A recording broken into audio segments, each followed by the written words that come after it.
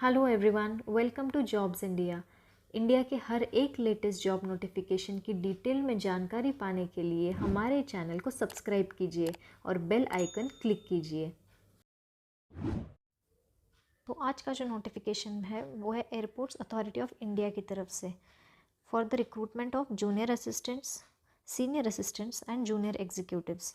तो ये जो वैकेंसीज़ है ये भारत सरकार के अंडर है, क्योंकि मिनिस्ट्री ऑफ सिविल एविएशन जो है वो गवर्नमेंट ऑफ इंडिया का पार्ट है। तो यहाँ पे उन्होंने 6 अलग अलग पोस्ट के लिए जो है वैकेंसीज निकाली है और टोटल नंबर ऑफ़ वैकेंसीज जो है वो है 342। तो चलिए इसके बारे में डिटेल में पढ़ते हैं। यहाँ उन्होंने 6 पोस्ट बताई है: junior assistant office, senior assistant accounts, junior executive common cadre, junior executive finance, junior executive fire services और जूनियर एग्जीक्यूटिव लॉ। तो ये 6 पोस्ट है। जूनियर असिस्टेंट ऑफिस के लिए टोटल 9 पोस्ट है, जिसमें अनरिजर्व्ड कैटेगरी के लिए 6 पोस्ट है, ईडब्ल्यूएस के लिए कोई पोस्ट नहीं है, ओबीसी के लिए 2 पोस्ट है, एससी के लिए 1 पोस्ट है और एसटी के लिए कोई पोस्ट नहीं है। तो ये जो है उन्होंने कैटेगरी वाइज बाइफर्केशन बताया है। सीनियर असिस्टेंट के लिए जो है टोटल 9 पोस्ट है। जूनियर एग्जीक्यूटिव कॉमन कैडर के लिए 237 पोस्ट है, जो सबसे ज़्यादा है। जूनियर एग्जीक्यूटिव फाइनेंस के लिए 66 पोस्ट है। जूनियर एग्जीक्यूटिव फायर सर्विसेज के लिए 3 पोस्ट है और जूनियर एग्जीक्यूटिव लॉ के लिए 18 पोस्ट है। तो टोटल जो है 342 पोस्ट है, यहाँ पे वैकेंसीज़ है यहाँ पे। आगे देखते हैं, उन्होंने क्वालिफ़िकेशन एंड एक्सपीरियंस के बारे में बताया है। तो जो जूनियर ऑफिसर है उनके लिए जो है ग्रेजुएशन ज़रूरी है। वैसे ही जूनियर एग्जीक्यूटिव जो है कॉमन कैडर, उनके लिए भी एनी ग्रेजुएशन, सिर्फ ग्रेजुएशन ज़रूरी है। उसके बाद जो है सीनियर असिस्टेंट अकाउंट्स, तो उनके लिए क्या बोला है कि ग्रेजुएट उनको प्रेफरेबली बीकॉम में चाहिए। ग्रेजुएट कोई भी हो चलेगा, बट उनका प्रेफरेंस बीकॉम पे ज़्यादा है। और उसके साथ ही 2 साल का जो है उनको एक्सपीरियंस होना चाहिए इन फाइनेंस एंड अकाउंट्स। उसके बाद जूनियर एग्जीक्यूटिव इन फाइनेंस, इसके लिए उन्हें चाहिए बीकॉम विद ICWA और CA और MBA with specialization in finance. उसके बाद जो है जूनियर एग्जीक्यूटिव फायर सर्विसेज, तो यहाँ उन्हें जो एक्सपीरियंस चाहिए वो है बैचलर्स डिग्री इन इंजीनियरिंग चाहिए बेसिक, या फिर बीटेक इन फायर इंजीनियरिंग और मैकेनिकल इंजीनियरिंग और ऑटोमोबाइल इंजीनियरिंग। उसके बाद है जूनियर एग्जीक्यूटिव लॉ की पोस्ट, इसमें उनको जो है प्रोफेशनल डिग्री इन लॉ चाहिए and candidate should be eligible to get himself enrolled as an advocate in bar council of India. तो ये है क्वालिफिकेशंस जो हर एक पोस्ट के लिए रिक्वायर्ड है। उसके बाद आते हैं एज लिमिट एंड रिलैक्सेशन पर। तो यहाँ उन्होंने जो है जूनियर असिस्टेंट के लिए मैक्सिमम एज जो दिया है वो 30 इयर्स दिया है। उसके बाद सीनियर असिस्टेंट के लिए 30 इयर्स और उसके बाद जूनियर एग्जीक्यूटिव के लिए जो है वो 27 इयर्स है। तो ये जो है ये अनरिजर्व्ड कैटेगरी के कैंडिडेट्स के लिए है।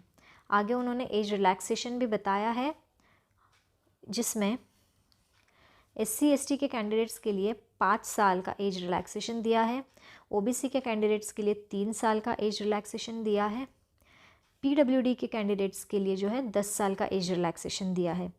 यानी अगर जूनियर असिस्टेंट के पोस्ट के लिए कोई अप्लाई कर रहा है तो उनका जो अनरिजर्व्ड कैटेगरी का जो एज है वो है 30, लेकिन SC ST के कैंडिडेट्स के लिए रहेगा 35 इयर्स।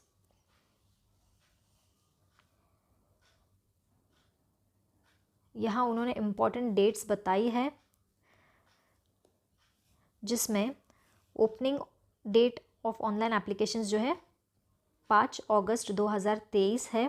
तो ऑनलाइन एप्लीकेशन जो है वो स्टार्ट हो चुका है और जो last date of online application है वो है 4 सितंबर 2023।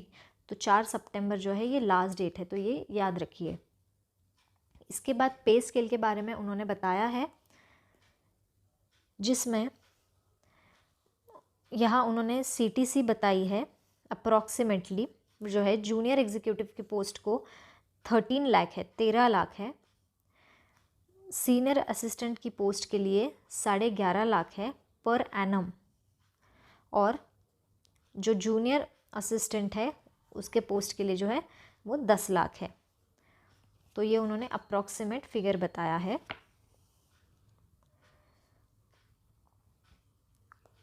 उसके बाद यहाँ उन्होंने सिलेक्शन प्रोसेस के बारे में कुछ जानकारी दी है, जिसमें जूनियर असिस्टेंट ऑफिस और सीनियर असिस्टेंट अकाउंट्स जो है उनके लिए एक ऑनलाइन एग्जामिनेशन रहेगा, जिसके बाद एप्लीकेशन वेरिफिकेशन होगा और उनका और कंप्यूटर लिटरेसी टेस्ट होगा, और फिर उसके बाद वो लोग क्वालिफाई करेंगे। जो जूनियर एग्जीक्यूटिव की पोस्ट है